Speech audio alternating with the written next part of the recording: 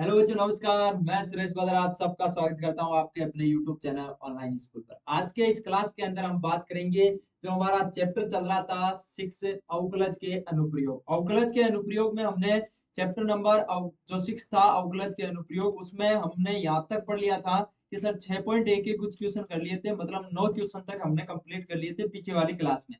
हालांकि पीछे वाली क्लास थोड़ी सी के मतलब पहले आ चुकी थी। आज हम काफी लंबे टाइम के बाद आज की क्लास को हमने लिया है, इसलिए सारे बच्चों से हम क्षमा प्रार्थी है कि मैं 4 5 7 8 दिन नहीं आ पाया आपकी क्लास लेने के लिए। तो अब से आज से रेगुलर आपकी क्लास होगी। और आज तो मैं ये क्लास रिकॉर्ड कर देता हूँ, और इस क्लास को आपको शुरू से लेकर लास्ट तक जरूर देखना है, और लास्ट में जाने के बाद आपको कमेंट करके जरूर जाना है। और कल से हम रेगुलर हमारी लाइव क्लास से लेंगे, और हम थोड़ा बहुत इस लाइव क्लास के अंदर हमारा शेड्यूल भी थोड़ा चेंज कर रहे हैं कि इसमें परिवर्तन कर रहे हैं कि हमारी लाइव क्लास को मैथमेटिक्स की 12th क्लास की मैथमेटिक्स क्लास हम 5 बजे से करने की सोच रहे हैं। ठीक है, तो जो भी होगा बदलाव उसको हम टाइम टेबल आपको जरूर बताएंगे। तो आज की इस क्लास को लाइव लाइव तो नहीं हो पाएगी, लेकिन मैं रिकॉर्ड कर रहा हूँ क्योंकि मेरे बार बार नाम आ रहा है लाइव क्लास, इसलिए मैं ये क्लास रिकॉर्ड कर रहा हूँ। और रिकॉर्ड होने के बाद आप इस क्लास को शुरू से लेकर लास्ट तक अंत तक जरूर देखना है, ताकि आपके ये पूरे क्वेश्चन कंप्लीट हो जाए। और यदि ये रिकॉर्डेड क्लास है, आप इसको डबल स्पीड में करके और मेरे से पहले क्वेश्चन करने की कोशिश करना है। शुरू से लेकर लास्ट तक जरूर देखना है। कोई क्वेश्चन में समस्या है तो आप तुरंत मेरे को मैसेज कर देना कि सर यहाँ पे हमारे कंप्लीट हो गया। इसलिए शुरुआत करते हैं आज के इस क्वेश्चन की। हमने क्वेश्चन नंबर 10, और पहले मैं आपको याद दिला दूं, आप भी भूल गए होंगे कि क्वेश्चन नंबर 9 तक कंप्लीट कर लिया था। देखो ये 9 नंबर क्वेश्चन है, यहाँ तक हमने कंप्लीट कर लिया था। तो आज हम जितने भी क्वेश्चन बचे हुए, और कल मैं स्टार्ट करूंगा सबसे इंपॉर्टेंट क्लास। कल की इंपॉर्टेंट क्लास होने वाली है बेटा। कल की जो इंपॉर्टेंट क्लास होगी, कल वाली क्लास में हम पढ़ेंगे कि वर्तमान तथा ह्रासमान फलन के बारे में पढ़ेंगे, जो इंपॉर्टेंट है, अक्सर बोर्ड के एग्जाम में पूछा जाता है। इसलिए कल वाली क्लास मिस नहीं करनी है, कल वाली क्लास में लाइव लेना है। ठीक है, तो आज आपको सारे बच्चों को डबल स्पीड में करके देख लेना। क्वेश्चन है हमारे पास में ये 10 नंबर क्वेश्चन। क्या बोलता है? इंपॉर्टेंट, अच्छा क्वेश्चन, 3 स्टार वाला क्वेश्चन है, बहुत तगड़ा क्वेश्चन है। क्वेश्चन ये बोला है कि एक 5 मीटर लंबी सीढ़ी दीवार के सहारे झुकी हुई है। इतनी लाइन को पढ़ा तो तुरंत आपके दिमाग में आना चाहिए कि सर 5 मीटर लंबी सीढ़ी है जो दीवार के सहारे झुकी है। आप जहां पढ़ रहे हो वहां उस साइड में आप देखोगे दीवार है, उस दीवार पर ऐसा क्या है कि एक सीढ़ी लगी हुई है। मैं आपको बना के बता दूं, यहां से देखना सारे बच्चे इधर, कि एक ये दीवार है, ये तो है आपके पास में दीवार। ठीक है, और इसके सारे, ये सारे 5 मीटर लंबी सीढ़ी इस दीवार के सारे झुकी हुई है।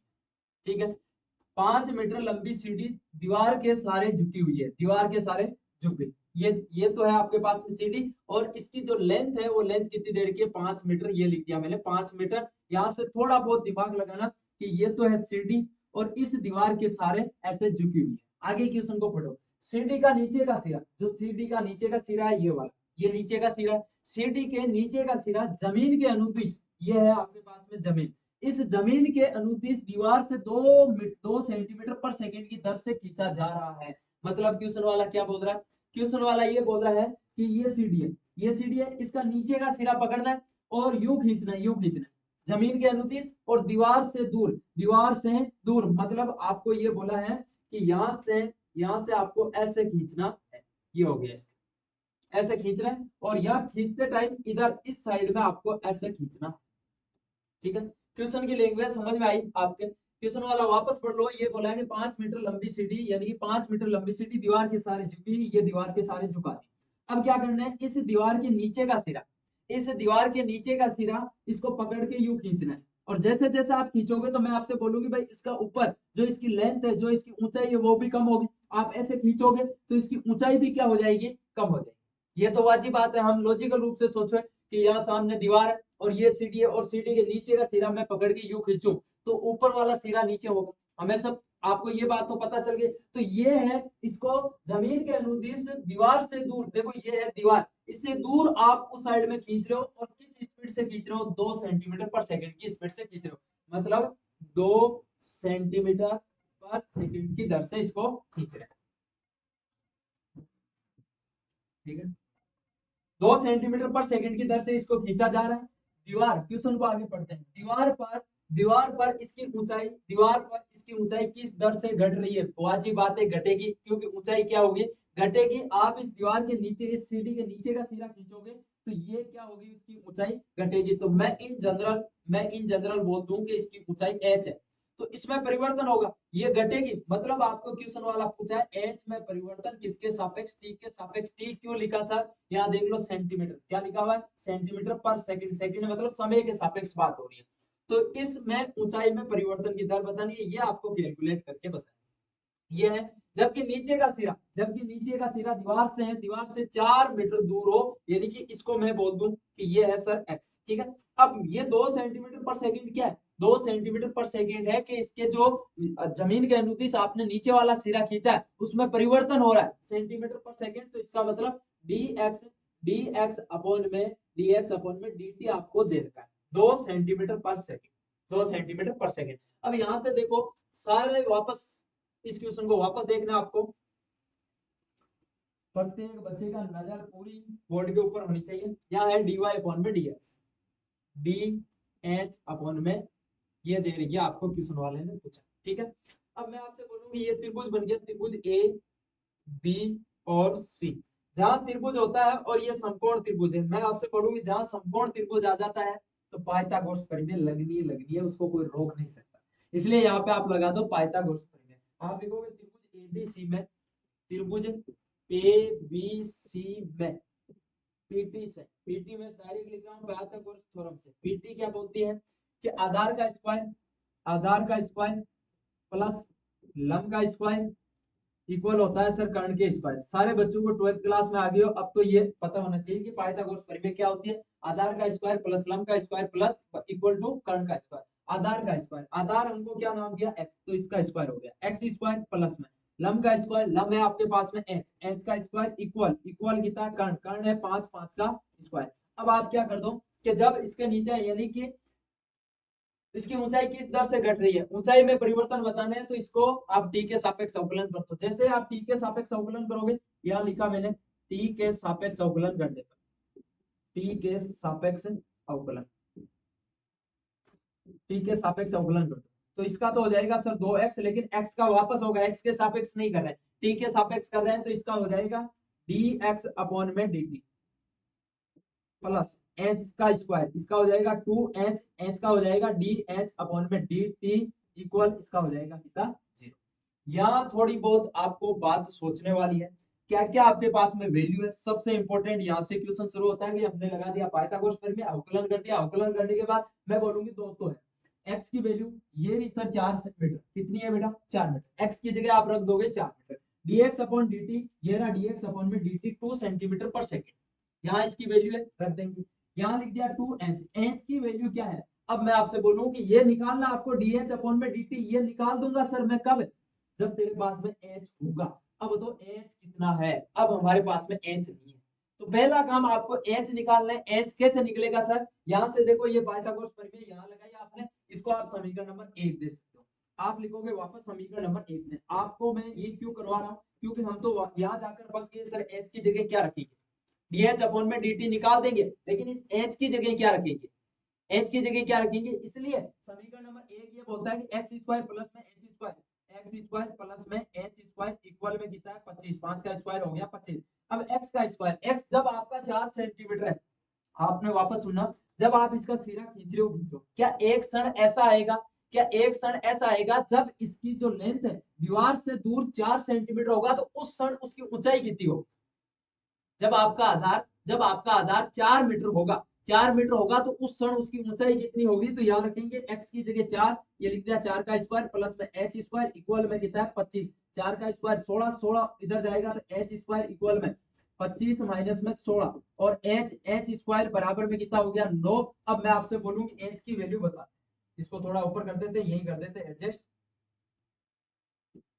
याद रखो h की वैल्यू हो गई सर 3। आप बोलोगे सर प्लस माइनस 3, नहीं बेटा, यहाँ हम कर रहे हैं बात किसकी, भुजाओं की। भुजाएं कभी माइनस में नहीं होती है, इसलिए h का मान कितना हो गया 3। अब सारी वैल्यू है यहाँ रख दो, लेकिन एक और समस्या है इस क्वेश्चन, क्या समस्या है, अब देखो सारा खेल है वो यहाँ x है वो मीटर में चल रहा है, h भी क्या है मीटर में, यानी कि h भी मीटर में है, तो ये जो भाई साहब है ये सेंटीमीटर में है, इसको आप मीटर में बदल दो। जब भी मीटर में बदलोगे तो 2/100 मीटर पर सेकेंड, 2/100 मीटर पर सेकंड, ठीक है। अब करते हैं भाई इसकी काम, अब समीकरण नंबर जो ये 2 है, इस समीकरण नंबर 2 में सारी वैल्यू रखो। आप लिखोगे समीकरण नंबर 2 से, समीकरण नंबर 2 से जैसे आप समीकरण नंबर 2 लिखोगे तो ये हो जाएगा 2x की जगह कितना लिखूं 4 dx अपॉन में dt, ये रहा dx अपॉन में dt 2/100, ये लिख दिया 2/। उसके बाद देखो प्लस 2h, h की जगह अभी निकाला 3 और dh अपॉन में dt ये आपको निकालना है, इक्वल में कितना है 0। अब इसकी पूरी कैलकुलेशन कर लो, dh अपॉन में dt आराम से मिल जाएगा। यही हमें पूछा है कि उसकी ऊंचाई किस दर से घट रही, चेक करते हैं। ये हो जाएगा 8 8 दूना 16, 16/100 हो जाएगा। प्लस में ये हो गया सर 6 dh अपॉन में dt, हमें चाहिए dh अपॉन में dt से, इसको उठा के इधर ले जा, तो dh अपॉन में dt इक्वल हो जाएगा कितना, ये उठ के इधर जाएगा तो माइनस में कितना इसका हो जाएगा माइनस में, ये लिख दिया माइनस में कितना, माइनस में हो जाएगा सर 16 बटा कितना, ये हो गया 16/100। अब 6 को और उठा के उधर ले जाते हैं, तो 6 को उधर ले जाएंगे तो ये हो जाएगा dh अपॉन में dt, dh अपॉन में dt माइनस का 16 बट्टा में कितना 6 इंटू में 100, क्यों क्योंकि ये उठ के इधर है। अब 6 से इसको काटो तो ये हो जाएगा माइनस का 8 बट्टा में कितना 300, ये ठीक है। अब ये किस में आया, इकाई क्या लगोगे मीटर पर सेकंड, मीटर पर सेकंड, ये हो गया मीटर पर सेकंड। लेकिन इसको आप देखो तो आपकी उत्तरमाला में ये दे रखा है, इसको सेंटीमीटर में वापस बदल दिया, ये माइनस क्या शो करवा रहा है, माइनस ये शो करवा रहा है कि सर इसकी ऊंचाई है वो घट रही है, इसलिए ये माइनस आया। तो dh अपॉन में dt वो आया माइनस का 8 बट्टा में 3, क्योंकि 100 से वापस इंटू करेंगे। अब यहाँ लिखूंगा सेंटीमीटर पर सेकंड दर से घट, ये इसका फुल एंड फाइनल आंसर। मैं थोड़ी सी जगह बना के और इसके उत्ते वाली लाइन लिख देता हूँ, बाकी आंसर हमारे पास में आ, ठीक है।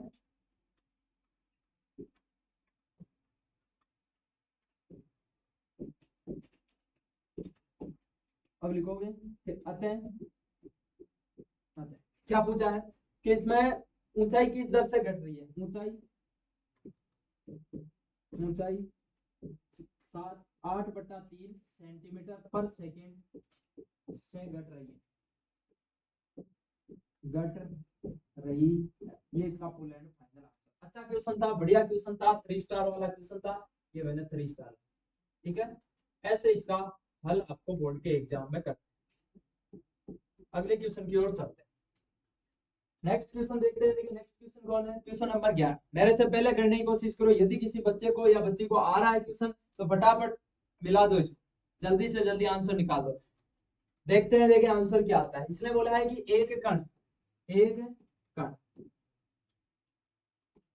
ये बोला है कि एक कण वक्र 6y बराबर में x³ प्लस में 2 है, अनुदिश गति कर रहा है, मतलब ये गति कर रहा है, ठीक है। अब वक्र पर उन बिंदुओं, देखो नाम क्या दिया बिंदुओं बोला इसने, तो उन बिंदुओं को ज्ञात कीजिए जबकि x निर्देशांक की तुलना में y निर्देशांक 8 गुना तीव्रता से बढ़ रहा है। क्वेश्चन बहुत ही अच्छा है, क्वेश्चन को वापस पढ़ने की जरूरत है आपको। ये क्वेश्चन क्या बोला है कि एक वक्र है, उसका समीकरण दे रखा है, उसकी इक्वेशन दे दी, आपको दिया हुआ क्या है, ये चीज दे रखी है कि 6y इक्वल x³ प्लस में 2, ये दे रखा है। उन बिंदुओं को ज्ञात करना है, भाई बिंदुओं नाम लिखा है इसने, मतलब एक बिंदु तो नहीं, बिंदु तो 2 या 3 आएंगे, चेक करते हैं देखिए बिंदु कितना आएंगे। तो बिंदुओं को ज्ञात करना है, मतलब x और y का मान निकालना, किसका मान निकाल, भाई बिंदु क्या होता है, बिंदु होता है सर x, y। तो यदि आपके पास में x की वैल्यू है, y की वैल्यू है, तो आपके पास में बिंदु भी है। तो मोटे मोटे तौर पे देखा जाए तो इस क्वेश्चन वाले ने हमको x और y की वैल्यू पूछ रहा है। तो x और y की वैल्यू कैसे निकालते हैं, इधर सुनना ध्यान से।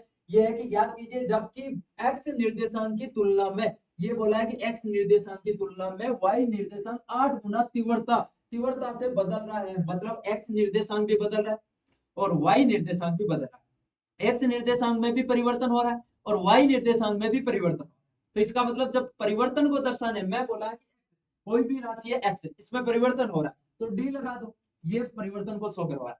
पहली क्लास में मैंने आपको बताया था। तो ये बोल रहा है कि x निर्देशांक की तुलना में y निर्देशांक, मतलब y में भी परिवर्तन हो रहा है, dy लिख दिया, x में भी परिवर्तन हो रहा है, dx लिख दिया। लेकिन जो ये y निर्देशांक है, y निर्देशांक में परिवर्तन x निर्देशांक की तुलना में 8 गुना तीव्रता से, ये है सबसे इंपॉर्टेंट बात। इसको आप लिखो तो ये लिख सकते हो dy अपॉन में dx इक्वल में कितना है 8 ये है समीकरण नंबर, आप इसको एक बोल सकते हो या समीकरण नहीं बोलो तो भी कोई दिक्कत नहीं। ये इंपॉर्टेंट बात मैंने समझाई, वापस सुनो। ये बोला है कि y निर्देशांक में परिवर्तन x निर्देशांक में परिवर्तन की तुलना में 8 गुना तीव्रता से बढ़ रहा है। तो 8 गुना कौन बढ़ रहा है? y निर्देश, तो x को गुणा करवा देंगे तो इक्वल हो जाएगा दोनों, क्योंकि इक्वल का निशान हमें ये बताता है कि दोनों साइड में इक्वल होना चाहिए, वही बात है। या फिर आप ऐसे बोलो कि x निर्देशांक की तुलना, तुलना बोलो या यहाँ पे आप सापेक्ष वर्ड नाम ले सकते हो। मैं बोला x निर्देशांक की तुलना में, x निर्देशांक के सापेक्ष, मतलब x निर्देशांक के सापेक्ष y निर्देशांक 8 गुना तीव्रता से बढ़ रहा है, ये भी आप लिख सकते हो ऐसे। यदि ऐसे समझ में नहीं आए तो ऐसे लिखो कि एक्स, मैं ये चीज बार बार इसलिए समझा रहा हूँ क्योंकि बच्चे के ये चीज बहुत कम समझ में आती है। एक्स निर्देशांक की तुलना में, एक्स निर्देशांक में भी परिवर्तन हो रहा है, वाई निर्देशांक में भी परिवर्तन हो रहा है, लेकिन वाई निर्देशांक में परिवर्तन है वो एक्स निर्देशांक की तुलना में 8 गुना तीव्रता से परिवर्तन हो रहा है, इसलिए हमने इसको लिखा कि 8, ये चीज। अब आगे देखो, ये जो समीकरण नंबर 1 है इसको आप समीकरण नंबर 1 दे सकते हो, ये है समीकरण नंबर 1, और इसको आप समीकरण नंबर 2 दे सकते हो, ठीक है। समीकरण नंबर, अब समीकरण नंबर 1 है कि y is equal to 6y equal to x cube plus में 2। अब इसका x के सापेक्ष अवकलन कर दो, x के सापेक्ष अवकलन करोगे तो ये हो जाएगा 6 dy अपॉन में dx इक्वल में इसका हो जाएगा 3x स्क्वायर और इसका हो जाएगा 0, ठीक है। अब यहाँ से मैं आपसे ये बोलूं कि dy अपॉन में dx की वैल्यू है 8, याद रख दो, तो 6 तो है और dy अपॉन में dx की वैल्यू 8 इक्वल में है 3x स्क्वायर, यहाँ से x की वैल्यू मिल जाए। हमारा टारगेट ही x और y निकालना है क्योंकि हमें बिंदु ज्ञात करना है। क्या ज्ञात करना है? बिंदु। तो यहाँ ये हो जाएगा 6 छंग 36 48, कितना हो जाएगा 48 इक्वल में 3x स्क्वायर, 3 को इधर लेके आओ तो 48 बट्टा 3 इक्वल में कितना है x स्क्वायर, ये हो जाएगा सर 16, 3 का भाग लगाओगे आप इसमें तो कितना हो जाएगा 16 इक्वल में हो गया x स्क्वायर। जब आप x की वैल्यू निकालोगे तो रूट कितना प्लस माइनस 16 और x की वैल्यू हो जाएगी प्लस और माइनस में 4, ये x की वैल्यू आई। x की वैल्यू दो है बेटा, एक तो है 4 और एक है -4। अब आप बिंदु निकालते हैं, तो बिंदु निकालते हैं तो मैं यहाँ लिख रहा हूँ कि जब जब x बराबर 4 है तो y की वैल्यू क्या हो जाएगी, यहाँ देख लो y की वैल्यू क्या हो जाएगी 6y इक्वल में x की वैल्यू 4 रखो, 4 का क्यूब कर दो, 4 का क्यूब है और प्लस में है 2, ठीक है। 6y इक्वल में 4 का क्यूब होता है सर 64, 64 प्लस में कितना हो गया 2, 6y बराबर में हो गया 66 और y इज इक्वल टू हो जाएगा हमारे पास में 11। तो बिंदु क्या हो गया, बिंदु हमारे पास में प्राप्त हो गया कि बिंदु, बिंदु है सर 4,4,11, एक बिंदु तो हमें ये प्राप्त हो गया। अब एक बिंदु के लिए आप x की जगह -4 रखेंगे और -4 रखते ही y की वैल्यू आ जाएगी। मैं थोड़ी जगह बना लेता हूँ उसके बाद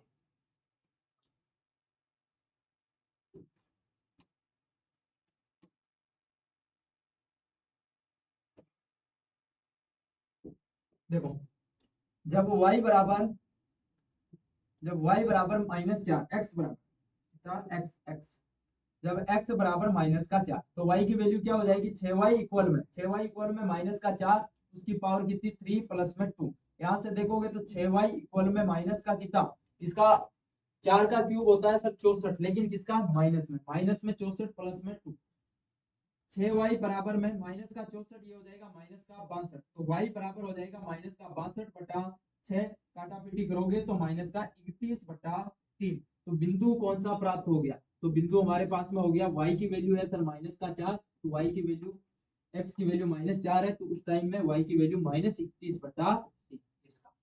दो बिंदु हमने प्राप्त के लिए शांतिपूर्ण तरीके से, ये आपको प्रत्येक बच्चे को ऐसे निकालना है। आई होप आपने पहले निकाल दिया होगा इसका आंसर, ये इसका, तो दो बिंदु हमने प्राप्त कर लिए। अगले क्वेश्चन की ओर चलते हैं, ये हमारा full and final answer, question number 11। अब ज्यादा बड़े क्वेश्चन नहीं है, आसान आसान तरीके से फटाफट कर लेते हैं।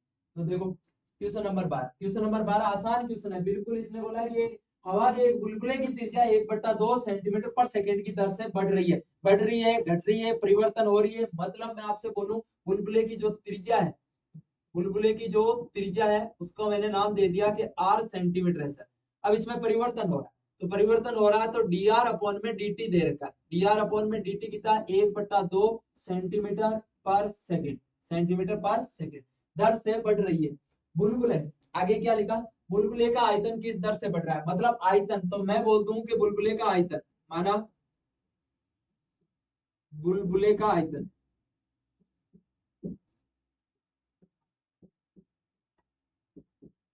बुलबुले का आयतन को हमने नाम दे दिया सर V। क्या है? ठीक है। अब V बराबर मैं आपसे बोलूं कि बुलबुले का आयतन, बुलबुला किस आकार का होता है? सदैव गोलाकार होता है। तो सदैव गोलाकार होता है तो इसका आयतन होता है सर 4/3, 4/3 पाई आर क्यूब। ठीक है। अब इसमें परिवर्तन बताना है आपको, मतलब क्या बताना है, ये चीज बतानी है, वापस सुनना आप। ये बताना है कि डी वी अपॉन में डी टी बताना है, ये आपको कैलकुलेट करके बताना। वापस सुनना, त्रिज्या दे रखी है, त्रिज्या हमने मान ली कि आर, आर में परिवर्तन, बुलबुले की त्रिज्या आर में परिवर्तन 1/2 सेंटीमीटर पर सेकंड की दर से बढ़ रही है तो मतलब परिवर्तन हो रही है। डी आर अपॉन में डी टी दे दिया। इसने बोला बुलबुले का आयतन किस दर से बढ़ रहा है, छोटा क्वेश्चन है, जो हमने पहला दूसरा क्वेश्चन किया था वैसा ही क्वेश्चन वापस डाल दिया, इसको वहां डालना था फिर भी हमने करें, तो इसमें परिवर्तन करें तो डी वी अपॉन में डी टी लगा, डी वी अपॉन में डी टी इक्वल, यहाँ अवकलन करो तो 4/3 तो है पाई है, और आर क्यूब का हो जाएगा 3r², लेकिन आर का हो जाएगा डी आर अपॉन में डी टी। अब वैल्यू रख दो सारे की सारी, तो डीवी अपॉन में डी टी बताना है 8 कब, जब आर बराबर 1 सेंटीमीटर इक्वल। यहां से देखना, 3 से 3 तो काट दो, ये 3 से 3 कट गया, 4 पाई आर का करना है स्क्वायर, आर स्क्वायर का मतलब आर कितना है, एक का स्क्वायर, और डी आर अपॉन में D T, D R upon में डी टी ये दे रखा 1/2, लिख दो है जैसे कि जैसे 1/, ठीक है। अब करो इसकी कैलकुलेशन, 2 से ये कट जाएगा 2 बार, मतलब आंसर आएगा इसका 2 पाई, ठीक है। और आयतन है सेंटीमीटर क्यूब लगाओगे पर सेकंड, ये इसका फुल एंड फाइनल आंसर। तो डी वी अपॉन में डी टी, ये इसका आंसर। छोटा सा क्वेश्चन था, मैंने आप बोला था कि बिल्कुल छोटा क्वेश्चन है, आते वाली लाइन जरूर लिख देना कि बुलबुले का आयतन,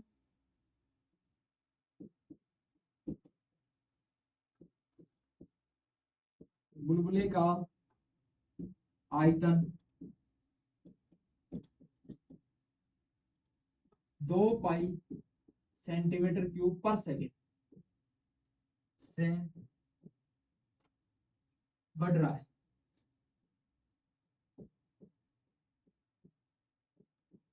ये इसका फुल एंड फाइनल। ऐसे आपको बोर्ड के एग्जाम में लिख के आना है सारे बच्चों, छोटा क्वेश्चन था ये। अगले क्वेश्चन की ओर चलते हैं, ठीक है। अब तो ज्यादा क्वेश्चन नहीं बचे हैं। क्वेश्चन नंबर 13 है, अच्छा क्वेश्चन है, बढ़िया क्वेश्चन है, इसको देखो आप आराम से। क्वेश्चन नंबर 13 है कि एक गुब्बारा जो सदैव गोलाकार रहता है, ठीक है, का परिवर्तनशील व्यास, इसने दिया है कि व्यास, ये दे रखा है इसने व्यास, व्यास दे रखा है कितना, 3/2, 3/2 और 2x+1, ये इसका व्यास दे रखा है। 2/3, 3/2, 2x+1 के x के सापेक्ष आयतन के परिवर्तन की दर ज्ञात कीजिए। क्वेश्चन वाले ने स्पष्ट रूप से बोला है कि x के सापेक्ष ही ज्ञात करना है और इसके आयतन में परिवर्तन ज्ञात करना है। मैं आपसे बोलूंगी भाई व्यास दे रखा है तो त्रिज्या कितनी हो जाएगी, त्रिज्या त्रिज्या r, आर हो जाएगी सर इसकी आधी, आधी का मतलब 1/2 से इंटू करवा दो तो 3/4 हो जाएगी। ये तो इतना तो आता है सबको, 2x+1, ये त्रिज्या होगी। अब इसके x के सापेक्ष याद करना है परिवर्तन, तो x के सापेक्ष में आपसे बोलूंगी आयतन, आयतन को हमने नाम दे दिया v, v इक्वल गोलाकार है 4/3 पाई आर क्यूब। अब देखो यहाँ पे आप x के सापेक्ष अवकलन करते हैं, लेकिन यहाँ x तो दिख ही नहीं रहा सर। मेन बात यहाँ समझने वाली है, सारे बच्चे इधर सुनना है, देखना है आराम से। यहाँ लिखा हुआ है 4/3 पाई आर स्क्वायर, इसने बोला है कि x के सापेक्ष आयतन के परिवर्तन की दर ज्ञात कीजिए, तो x तो दिख ही नहीं रहा, तो यहाँ x की वैल्यू रख दो आप। x की वैल्यू देखो यहाँ से कहां से लेके आओगे कि सर x की वैल्यू यानी कि r, यानी कि x के सापेक्ष, तो यहाँ x तो दिख ही नहीं रहा, तो r की वैल्यू यहाँ से उठा के है जैसे कि जैसे यहाँ रखो, अपने आप ही x होगा। देखो अभी शांति से देखना, v बराबर 4/3 पाई चल रहा है, r की वैल्यू ये पूरी, ये है कि सर 3/4 2x+1, ये लिखा। अब इसके ऊपर क्यूब लगा हुआ है तो क्यूब भी लगा देते हैं। अब ध्यान से देखोगे तो ये पूरा x में, पूरा का पूरा फलन x में आ गया। अब आप x के सापेक्ष इसका अवकलन कर सकते, क्योंकि इतनी देर हमें एक्स दिख नहीं रहा था तो इस आर की जगह ये आर है उसमें है जैसे के जैसे उठा के यहाँ रख दिया, अब एक्स के सापेक्ष अवकलन कर दो। लेकिन थोड़ा सिंपल कर लो आप इसको, सिंपल करेंगे तो इधर देखो अभी अवकलन नहीं कर रहे हैं, v बराबर 4/3 पाई। अब देखो ये क्यूब 4 3 पे भी लागू है तो 3 का तो हो जाएगा सर 27, 3 का क्यूब 27 और 4 का हो जाएगा 64 और इसका क्यूब हो गया 2x प्लस में 1 और उसके ऊपर क्यूब। ये तो समझ में आ गया। अब 3 से ये काट दिया 9 बार, ठीक है, या मैं दूसरे पेन से काट दूं ताकि आपको समझ में आए। देखो 3 से ये कटेगा कितनी बार, 9 बार। 4 से ये कटेगा कितनी बार, ये हो जाएगा सर 16 बार। आंसर आंसर क्या मिल रहा है हमको, v बराबर कितना हो गया 9 पाई बटा 16, 9 पाई बटा 16, ठीक है। और आगे है 2x+1, 2x+1 की पावर कितनी है 3। अब आप अवकलन कर दो तो dv अपॉन में dt ज्ञात करना, dv अपॉन में dx x के सापेक्ष ज्ञात करना है। स्पष्ट बोला है x के सापेक्ष आयतन में परिवर्तन की दर ज्ञात, dv अपॉन में dx। 9 पाई बटा 16 तो है जैसे के जैसे रहेगा, इसका कोई अवकलन नहीं होगा, इसका हो जाएगा x की पावर n वाला, ये हो जाएगा सर 3x, 2x प्लस में 1 उसकी पावर 2। लेकिन इसका वापस करना है, वापस करोगे तो 2 ही आएगा, ध्यान से देखना, अवकलन तो प्रत्येक बच्चे को आता है। अब यहाँ से थोड़ा बहुत देखें तो 2 से ये कट जाएगा कितनी बार 8 बार, ये हो जाएगा इंटू 27 पाई बट्टा में 8, क्यों, क्योंकि ये 2 से ये कट गया 8 बार। और यहाँ है 3 इंटू हो गया तो 2x प्लस में 1 की पावर, ये इसका फुल एंड फाइनल आंसर। इतनी दूर आप छोड़ सकते हो, dv अपॉन में dx, ये इसका फुल एंड।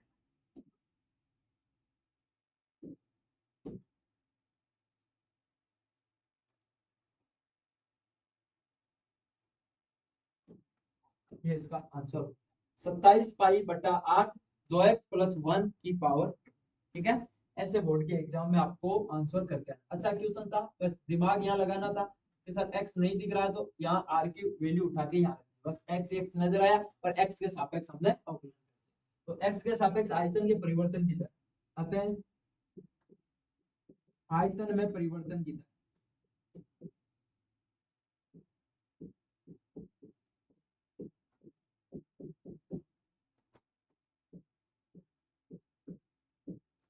आयतन में परिवर्तन की दर हो जाएगी 27 इकाई लगाना है, 27 पाई बटा में 8 2x प्लस में 1 की पावर 2।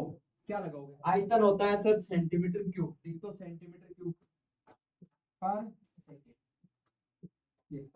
ठीक है। आई होप ये चीज आपके समझ में आ गई है। क्वेश्चन नंबर, अगले क्वेश्चन की ओर चलते हैं। क्वेश्चन नंबर 14, क्वेश्चन नंबर 14 अच्छा क्वेश्चन है, बढ़िया क्वेश्चन है, इसको थोड़ा बहुत समझ में आ, सारे बच्चे इधर बोर्ड के ऊपर पूरी नजर रखेंगे ताकि ये क्वेश्चन आपके समझ में। देखते हैं क्वेश्चन, ये बोला है कि एक पाइप से रेत 12 सेंटीमीटर क्यूब पर सेकंड, 12 सेंटीमीटर क्यूब लगा दिया, मतलब आयतन की बात हो रही है, 12 सेंटीमीटर क्यूब पर सेकंड की दर से गिर रही है। मतलब एक पाइप है, कोई भी पाइप मान लिया ऐसा, ठीक है। अब इससे क्या है कि रेत गिर रही है, ऐसे रेत है, जैसे आपने कोई मग्गा लिया होगा उससे आप ऐसे रेत गिराते हैं, सही है। अब रेत गिराते हैं तो गिरती रेत जमीन पर एक ऐसा शंकु बनाती है जिसकी ऊंचाई सदैव आधार की त्रिज्या का छठा भाग है। इसको छोड़ो, मैं आपसे ये बोलूं कि आप खुद जानते हैं कि भाई हमने क्या किया, किसी भी बाल्टी में रेत ली और उस रेत को ऐसे जमीन पे गिरा रहे हैं, और जमीन पे गिरा रहे हैं तो ऐसे शंकु के आकार का मतलब एक ढेरी बनेगी, जो रेत की जो ढेरी बनेगी वो एक शंकु के आकार की बनेगी। मतलब यहाँ से ऐसे ये रेत आएगी, ठीक है, ये एक शंकु के आकार की बनेगी। अब इसने ये बोला है कि रेत से बने शंकु, ये जो रेत से जो शंकु बना है, अब बात हो रही है शंकु की, शंकु है कि ऊंचाई किस दर से बढ़ रही है, तो इस शंकु की जो ऊंचाई है, शंकु होता है इस प्रकार, अब इसकी ऊंचाई ये रही, अब ये एच, इसमें परिवर्तन पूछा है तो डी एच अपॉन में डी टी आपको कैलकुलेट करके बताना है। जबकि जबकि ऊंचाई ऊंचाई एच का मान कितना होगा, जब एच का मान 4 सेंटीमीटर होगा, 4 सेंटीमीटर, ये आपको कैलकुलेट करके रफली आपके समझ में आ गया होगा। बात हो रही है सर शंकु की, आपको ये पता है कि जब आप ऊपर से रेत गिरा रहे हो, जब रेत गिरा रहे हो तो उसमें एक शंकु के आकार की एक ढेरी बनेगी, ठीक है, मैं बना दूं, ये इस प्रकार बनेगी और इसकी जो ऊंचाई है वो एच, ये एच है और इसकी त्रिज्या आर हो जाएगी।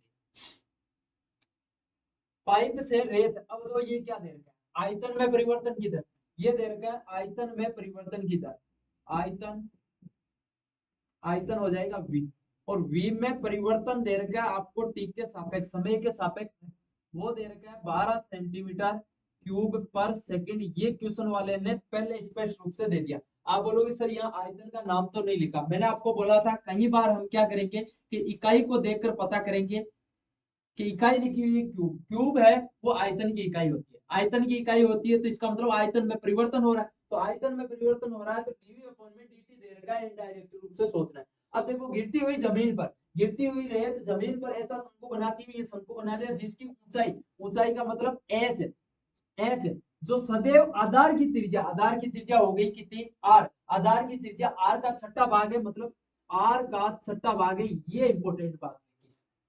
इसकी ऊंचाई है ये ऊंचाई, इस त्रिज्या का छठा भाग है तो त्रिज्या का छठा भाग, ठीक है।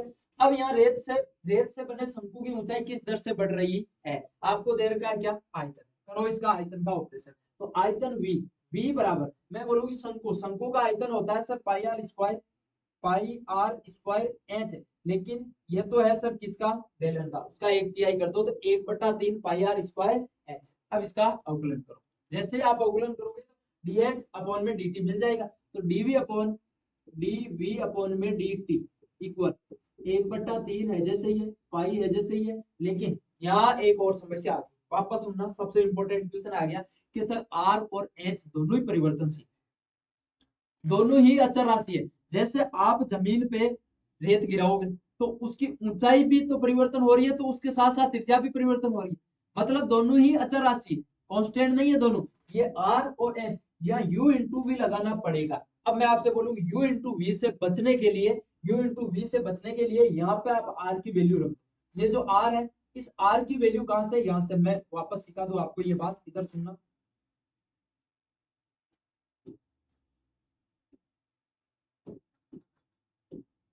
देखो इधर, यहाँ से h की वैल्यू ये हो जाएगा सर 6h बराबर r, तो ये r की वैल्यू आपके पास में है 6h, तो आप बिना सोचे समझे इस r की जगह 6h रख। आप बोलोगे सर मेरे को कैसे पता, यदि आप देखो r भी परिवर्तनशील है h भी परिवर्तनशील है, जैसे आप जमीन पर डालोगे तो उसकी त्रिज्या भी बढ़ेगी और साथ में ऊंचाई भी बढ़ रही है, ऊंचाई के साथ साथ त्रिज्या भी बढ़ रही है, ऊंचाई के साथ साथ त्रिज्या बढ़ रही है, तो इसका मतलब दोनों परिवर्तनशील है, दोनों परिवर्तनशील है तो u इंटू वी लगेगा, और u इंटू वी लगेगा तो इसका मतलब हमें या u इंटू वी से बचने के लिए r की वैल्यू रख दो, r की वैल्यू ये है 6h, तो यहाँ मैं रख रहा हूँ, इस r की वैल्यू हो जाएगी 6h उसका स्क्वायर और इंटू में क्या है, अभी इसको सोल्व कर रहे हैं अभी तो, ठीक है। अभी यहाँ मैंने इसका अवकलन नहीं किया, ये वापस मिटा दूं, अवकलन नहीं किया भाई, ये v चल रहा है आपके पास, तो v को और थोड़ा सिंपल करें तो 1/3 हो जाएगा, और ये हो गया पाई। अब यहाँ से देखो 6 का हो जाएगा 36, 36 एच स्क्वायर और इंटू में एच, और सिंपल करें तो ये कट जाएगा, 12 पाई बचेगा, 12 पाई और एच स्क्वायर एच हो जाएगा एच क्यूब, ये हमारे पास में v कितना सिंपल होकर बन गया। आई होप यहाँ तक आपके प्रत्येक बच्चे के समझ में आ गया होगा। अब चलते हैं आगे, अब कर दो अवकलन, अवकलन करोगे तो डीवी अपॉन में dt, टी के सापेक्ष अवकलन, 12 पाई तो है कांस्टेंट, एच क्यूब का हो जाएगा 3h स्क्वायर, लेकिन h का भी तो होगा dh अपॉन में dt, dh अपॉन में dt, बताओ dv अपॉन में dt की वैल्यू ये 12, लगा दो चेप, तो ऐसे से ये लिख दिया 12 इक्वल में 12, और ये हो गया तो कितना 12 से, चलो इसको आगे वाले कैलकुलेट, 12 पाई और 3h, h की वैल्यू कितनी है, जबकि ऊंचाई 4 सेंटीमीटर है, h की वैल्यू कितनी है 4, तो ये हो जाएगा 4 का क्यूब, 4 का स्क्वायर और dh अपॉन में dt, आप आराम से बैठ के कैलकुलेट कर सकते हो, dh अपॉन में dt आएगा ये, और ये कैलकुलेट इधर बच गया हुआ, देखो इधर 4 का स्क्वायर 16, 16 इंटू 3 48, 48 पाई इधर आएगा तो ये हो जाएगा 48 पाई, और इक्वल इक्वल कितना है dh अपॉन में dt, तो कुल मिला के dh अपॉन में dt की जो वैल्यू आई वो आ गई 1/,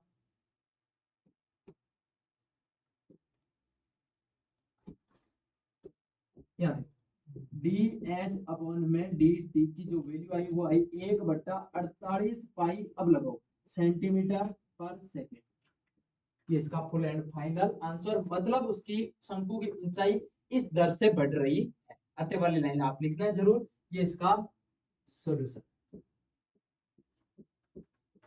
कल वाली क्लास बहुत इंपॉर्टेंट होने वाली है, ध्यान रखना। अब देखो ये क्वेश्चन, ये उदाहरण के अंदर सेम है, ये आपको करना है भाई घर पे। मैं इसके अगला वाला क्वेश्चन करा दूं ताकि आपके कैसे करना है ये देखो। 16 नंबर की क्वेश्चन क्या बोला है कि किसी उत्पाद की इकाई के विक्रय में प्राप्त कुल आय ये दे रखी है सीमांत आय। देखो जब भी ऐसे क्वेश्चन है ना आपकी बुक में कम से कम 5 क्वेश्चन है। सीमांत आय जहां कहीं पे भी नजर आ जाए सीमांत आय, तो सीमांत आय का मतलब ये होता है कि उसका अवकलन। ठीक है, आपकी बुक को पढ़ना, सीमांत आय के बारे में बताया गया है। सीमांत आय का मतलब आप डायरेक्ट उसका क्या कर दो, अवकलन। ये है सीधा सिंपल, और सारे के सारे क्वेश्चन एक ही टाइप के हैं। ये आपको दे रखा है, ये दे रखा है आर ऑफ एक्स बराबर, आर ऑफ एक्स बराबर 13x स्क्वायर और प्लस में लिखा हुआ 26x प्लस में है 15। आप इसका अवकलन कर दो, सीधा अवकलन करोगे तो ये हो जाएगा आर डेश एक्स, डेश लगा दो तो भी अवकलन को बता रहा है। ये हो जाएगा 26x प्लस में 26, ये हो गया। अब देखो कब, जब x बराबर कितना दे रखा है 7, तो x का मान रख दो, तो r डेश x मतलब 7 रख दो। जहां जहां x है वहां पे 7 रखो, 26 और ये हो गया 7 प्लस में हो गया कितना 26। कैलकुलेशन करना, 7 छंग 42 का 2 हासिल का 4, 14 15 16 18, ये लिख दिया 18 प्लस में हो गया 26। 182 और 26 कितना हो गया 802, मतलब 200 कितना 8। चेक कर लेना आंसर 208 आ। तो 208 आरएस, ये इसका फुल एंड फाइनल आंसर। इतना ही काम करना है। सीमांत आय पूछे तो आप इसका क्या कर दो, अवकलन। पीछे वाले क्वेश्चन की ओर चलता हूं। पीछे वाले क्वेश्चन में आपको ये फंक्शन दे रखा है सी, एक्स इक्वल में 0.007 एक्स क्यूब माइनस में 0.003 एक्स स्क्वायर प्लस में 15 एक्स और प्लस में कितना है 4000। आप क्या कर लेना, एक्स के सापेक्ष अवकलन कर लेना, सी डैश एक्स निकालना है आपको, और लास्ट में क्या करना है, एक्स की जगह कितना रख देना 17, ये इसका। ठीक है, ये मैं आपके लिए छोड़ रहा हूँ, आप आराम से कर सकते हो बिल्कुल बिंदास तरीके से। अब सेम क्वेश्चन ये रहा, क्या है 17 नंबर क्वेश्चन है। एक वृत्त की त्रिज्या, एक वृत्त की त्रिज्या r बराबर 6, r बराबर 6, r के सापेक्ष क्षेत्रफल में परिवर्तन बताना है। पहला क्वेश्चन जो किया था वैसा ही आ गया, ऑप्शन वाले कर लेते हैं। मैं बोलूंगी वृत्त का क्षेत्रफल, वृत्त के क्षेत्रफल में परिवर्तन, वृत्त का क्षेत्रफल, और वृत्त का क्षेत्रफल हमारे पास में ये है। वृत्त का क्षेत्रफल को हम नाम दे देते हैं ए। तो ए बराबर हो जाएगा sir pi r square, pi r square. इसमें परिवर्तन बताना है, परिवर्तन बताना है किसके सापेक्ष, इसने बोला है कि साफ साफ आर के सापेक्ष बताना है। तो डी ए अपॉन में डी आर ज्ञात करना है। कब कब, जब 8 कब, जब वृत्त की त्रिज्या 6 सेंटीमीटर हो, आर बराबर 6 सेंटीमीटर। ये आपको कैलकुलेट करके बताना है। तो डी ए अपॉन में डी आर बराबर, इसका हो जाएगा 2 पाई आर, आर के सापेक्ष आर ये हो गया, और 2 पाई, पाई की जगह पाई, आर, आर की वैल्यू 6 और ये हो गया 12 पाई। आंसर है क्या भाई 12 पाई, ये इसका राइट। ठीक है, ये इसका क्वेश्चन नंबर कितना हो गया 17। एक लास्ट क्वेश्चन बचा हुआ है आज का, वो कंप्लीट मैंने सब पहले करके ऑप्शन देखते हैं, देखें लास्ट तक किस किस बच्चे ने ये क्लास देखी है, कमेंट करके जरूर जाना।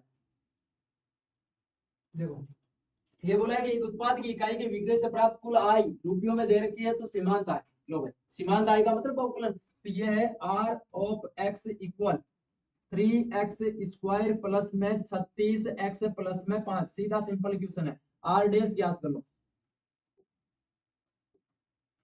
आर डेश एक्स इक्वल में हो जाएगा 6x प्लस में 36, बस आसान हो गया। कितने पर पूछा है 15 पर, लिख दो 15। तो आर डेश 15 इक्वल 6 और 15 प्लस में कितना हो जाएगा 36, 15 छके 90 और प्लस में हो गया 36, 36 और 90 हो गया 6, 9 से 12 126। कहाँ है ऑप्शन डी, तो ऑप्शन नंबर डी इसका राइट आंसर। तो ये हमारा कंप्लीट सॉल्यूशन। कोई दिक्कत परेशानी हो तो आप कमेंट करके जरूर बता सकते हैं। 5-7 दिन से हम आपकी क्लास नहीं ले पाए थे, उसका रीजन ये है कि हमारे क्षेत्र में बाढ़ का प्रकोप बहुत ज्यादा, बाढ़ आ गई थी बहुत भयंकर, और बाढ़ भयंकर आ गई तो मैं उसमें पता नहीं कहाँ चला गया, और आज 3-4-5 दिन से वापस आया हूँ घूम फिरा कर आपके लिए के। मैं, मेरी एक ही जिद थी कि नहीं, मैं ऑनलाइन स्कूल के यूट्यूब चैनल पर मेरे बच्चों को मैथमेटिक्स पढ़ाऊंगा, मेरे को जाना है वापस।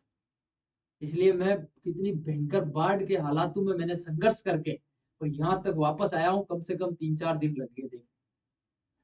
अब आप सारे बच्चे यहाँ तक वीडियो देख दिया है तो कमेंट करके जरूर जाना है। आज की क्लास कैसे लगी आपके। लाइव क्लास में ही होता है हमसे बातचीत का मजा, तो लेकिन कल से रेगुलर लाइव क्लास लेंगे और थोड़ा सा हम क्या करेंगे, इसका शेड्यूल चेंज करेंगे। 5 बजे से इस क्लास को करेंगे, 5 बजे से 6 बजे तक लगभग, ठीक है, क्योंकि हमारे एक बायोलॉजी की क्लास भी लगानी होती है, बायोलॉजी की क्लास भी लगाएंगे। इसलिए सारे बच्चे, यदि कोई बच्चा चैनल पर पहली बार आया है तो चैनल को सब्सक्राइब करके जाना है, बेल आइकन वाला बटन जरूर दबा देना, ताकि मिलने वाले नेक्स्ट वीडियो के नोटिफिकेशन आप तक जल्द पहुंच जाए। और लाइक करके जाना है, कमेंट करके, ठीक है। अपने बच्चों के, अपने मित्रों के साथ इनको शेयर जरूर करना है। जितने भी मेरे ऑफलाइन के बच्चे देख रहे हैं उनसे मेरा एक विशेष निवेदन है, यहाँ मैं आपसे बोल दूंगी अपने status, Facebook story, Instagram story, वहां पर इस यूट्यूब चैनल के लिंक को डाला करो और अपने दोस्त, अपने फ्रेंड को आप बताया करो, ठीक है। तो मिलते हैं कल, हम वापस लाइव, आपको सूचना मिल जाएगी कि मैथमेटिक्स की लाइव क्लास कब हो, ठीक है। तो मिलते हैं कल वापस, और चैनल को सब्सक्राइब करके जाना है, अपने मित्रों के साथ शेयर करें। ओके बाय, धन्यवाद, जय हिंद, जय भारत।